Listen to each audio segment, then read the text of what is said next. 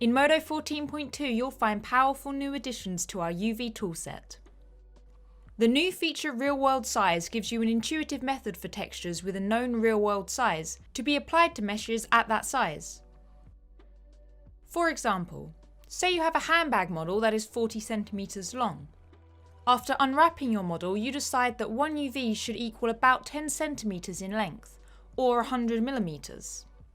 Using the real-world size window, you can enter this amount and press Apply Overall, and your UVs will be resized to match that real-world size. We've also added a real-world size toggle to the Texel Density tool. When a change is made to the UV or the 3D position of any vertex in the model, the real-world size is considered altered as it may not represent an accurate real-world size anymore. This is indicated by a red highlight on the Real Size menu in the UV viewport.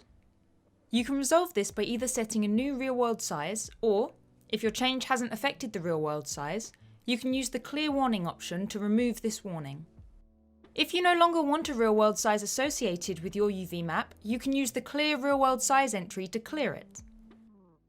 To support real-world size, the UV window now displays the texture size or tiling. So even if you're not using real-world size, you can now visualize your UV tiling in the UV viewport. AXF materials support real-world texture scale, which means that when you import an AXF material, it will correctly set the size of the texture locator to that of the AXF material.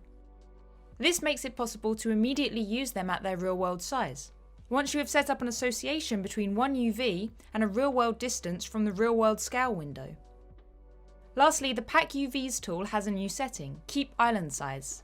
When enabled, it will override the stretch setting and ensure that your packed UVs retain their relative size.